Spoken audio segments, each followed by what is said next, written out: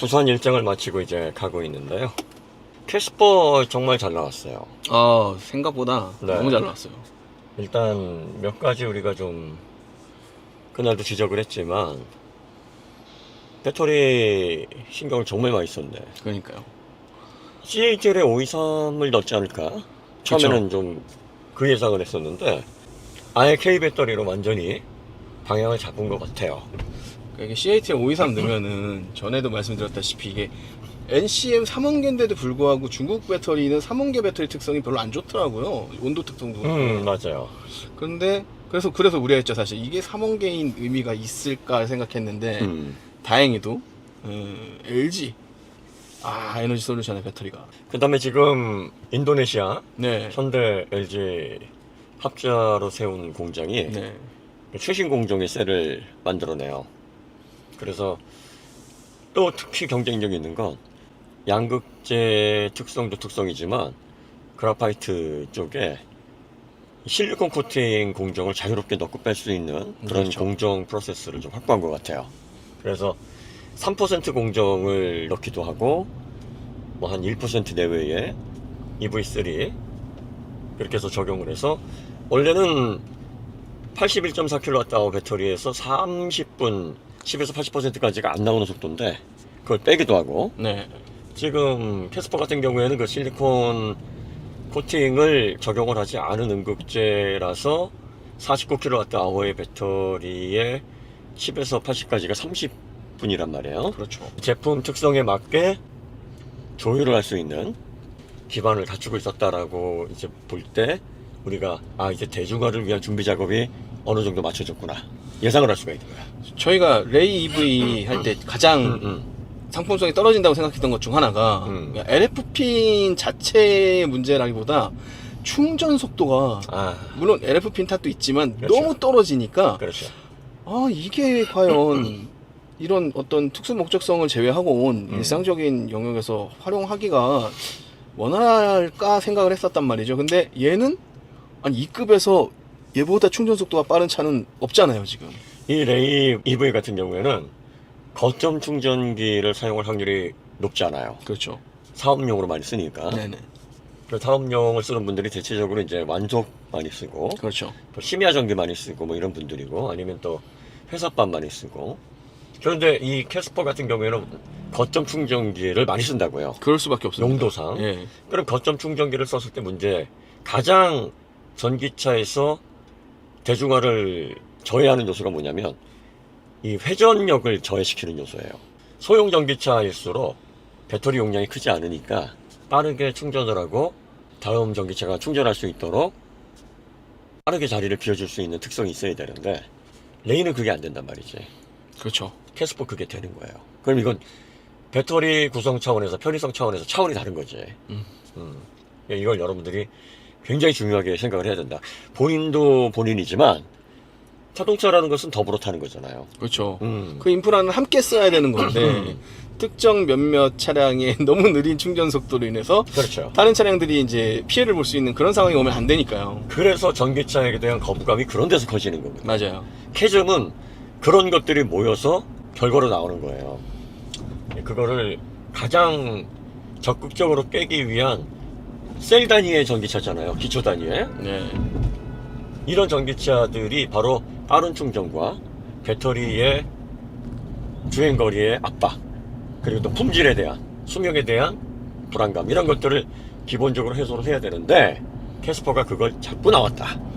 저는 너무 이번에 그 배터리 선정이 너무 좋았던 게 아예 EGMP급으로 가면 또 이게 엔트리급이나 소형차인데 또 너무 상품성의 구분이 없으면 그렇지. 그것도 좀 애매한데 이게 아주 느리지도 않으면서 요 정도에서 쓰기에는 또 적절히 괜찮은 속도에 그렇죠. 그런 배터리로 딱 돼 있다는 게 저는 너무 잘 구성했다 배터리를. 아주 적절하다. 네, 적절하다. 그 다음에 이제 V2L은 캐스퍼에서 정말 중요해. 다시 한번 강조하지만 이게 또 신의 한 수가 될 거예요. 그리고 캐스퍼 같은 작은 전기차에 V2L을 3.6kW 그 수준으로 똑같이 적용할 수 있었던 비결은 ICCU 때문이야. 심지어 실내 실외 다 지원하죠. 그러니까 이게 많은 분들이 ICCU 뭐에다 쓸래? 예전에 스마트폰 나올 때도 그랬어요. 스마트폰 뭐에다 쓸래? 그러니까요. 난 평생 피처폰 쓸 거야. 심지어 그때 무슨 얘기들까지 있었냐면요.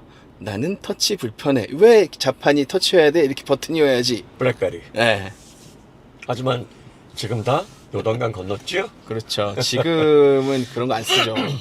그러니까 이게 습관, 관성 이런 데 길들여져 있다 보면 새로운 것들에 대한 거부감 그리고 이제 또 그런 것도 있어요. 그 지적 허영심 때문에 남들 다 좋다고 하는 거 난 달라.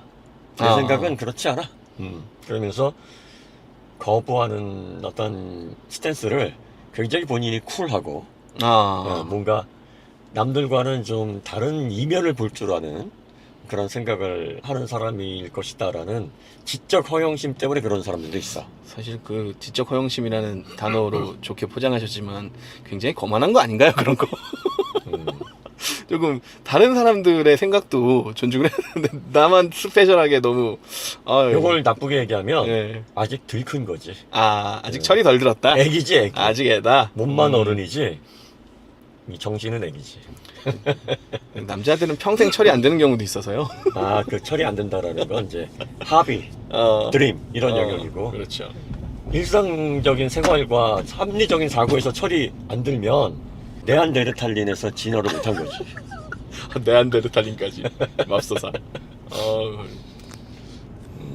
뭔가 이 그 유전자 DNA가 적자 생존에 맞게 변이를 못한 거야. 어쨌든 그 두 가지 정말 잘하셨고요.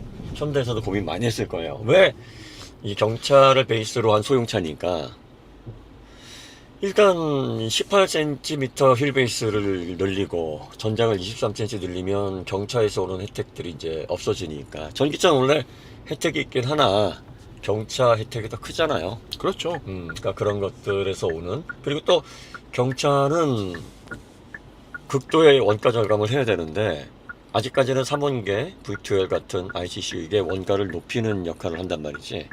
그런데 얘를 EV3 수준으로 맞추면 안 되잖아. 그렇죠. 사실 더 저렴하게. 더 저렴해야 돼요. 보조금 받고 2,000대를 묶어야 되잖아요. 그렇죠.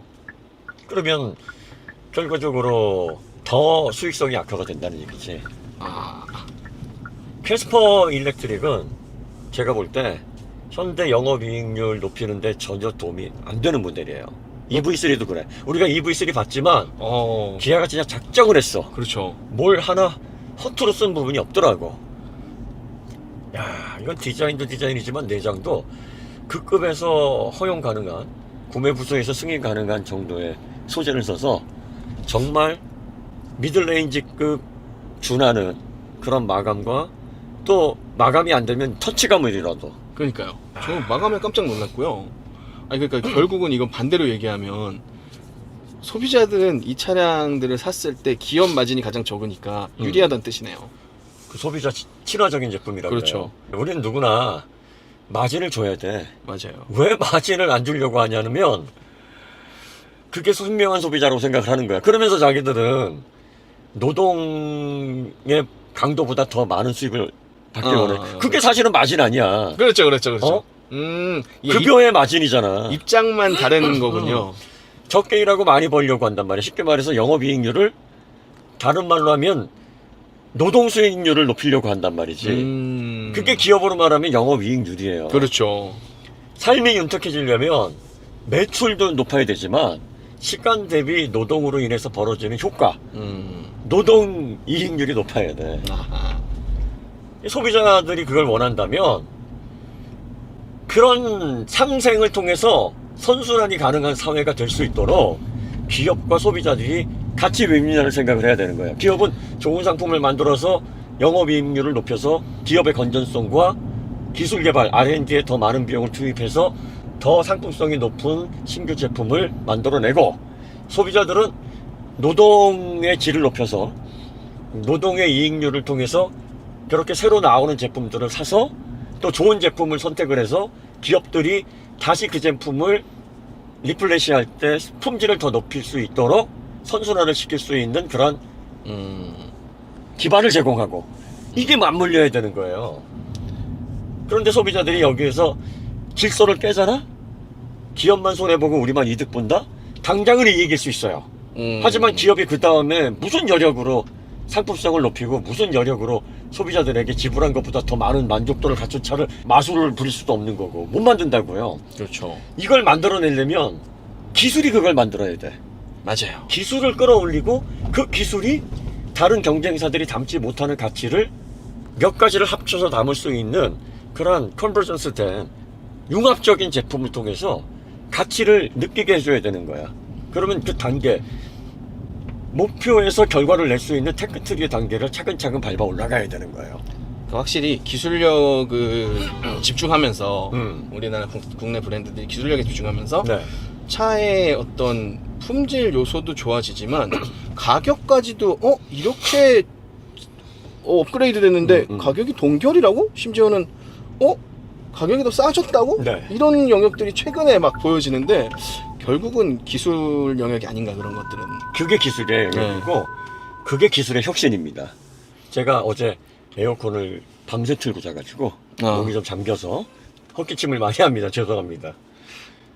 그래서 결국은 사람의 생활을 바꾸는 건 기술인데 누구나가 다 기술 혁신을 하라 그러잖아. 그렇죠. 자, 여러분들 혁신이 뭡니까? 이노베이션. 혁신이 일어나면, 혁명이 일어나면 기존 정권은 붕괴되는 거예요. 아, 그렇죠. 그러면 새로운 정권이 들어와서 뭐부터 세워요? 새로운 법과 질서를 세우지. 그러면 사람들이 그 새로운 법과 질서에 따라서 뭐가 바뀌어? 삶의 스타일이 바뀌어요. 그걸 우리가 라이프 스타일의 변화라 그래. 그렇죠. 기술 혁명을 통해서 모빌리티의 혁신을 일으키는 기업은 사람들의 생활을 바꾸는 거야. 자, 뭘로 바꿀래? 기존의 이동수단에 국한되어 있는 자동차에서 더 이상 뭘로 바뀔까? 자동차 타고 물에 들어가서 바다를 건너거나 강을 건너면 바뀔까? 이거는 왜 이런 허무맹랑한 결과가 나오냐면 자동차는 이동수단이라는 그 틀에서 벗어나질 못하는 거야. 그러니까요. 자동차 안에 이 공간이 좁긴 하지만 공조와 편안한 의자와 휴식이 가능한 스페이스, 제2의 거주 공간이라는 생각을 누구도 못해요. 내연차는 그걸 제공할 수가 없으니까. 그러니까 결과적으로 사람들이 이걸 주차장에서 꺼내서 이동하는 거 이외에 사용할 생각을 안 해왔다고. 근본적으로 그렇게 생각을 못한 가장 큰 이유가 자동차엔 에너지가 없어. 그렇죠. 물론 화석연료를 기반으로 한 엔진이라는 동력원이 있으니 만들 수는 있어요. 하지만 정지한 상태에서 에너지를 만들어서 그 안에서 뭘 하기에는 너무나 환경적으로 효율적으로 편의성 면에서 부적합하다고. 배터리는 그 완벽한 환경을 제공해요. 가정의학이냐? 저는 이걸 보면서 요번에 캐스퍼 EV 그리고 EV3 특히 이제 캐스퍼 EV는 네. 저는 그 사이즈에서 네.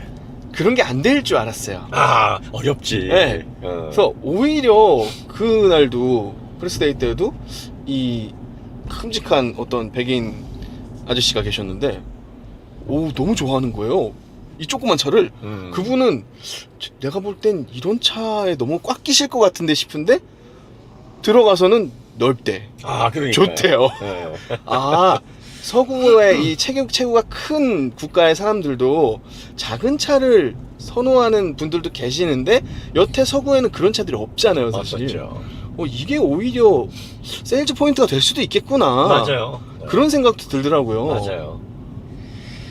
그리고 이제 현대가 우리 또 기아가 또 KGM이 르노 삼성하고 한국 GM은 조금 우리 거는 아니니까 사실. 그렇죠. 네, 하지만 잘 돼야 되는 게 우리 쪽에 생산 기반이 있으니까. 그렇죠. 다 포함합시다. 어쨌든 삶을 윤택하고 기존에 없었던 가치를 제공하려면 여러 가지 소비자들에게 이런 삶의 방향이 어떨까요? 저런 방향이 어떨까요? 자동차에서 이런 가치를 여러분 한번 생각해 보셨습니까? 라고 길을 제시해야 돼.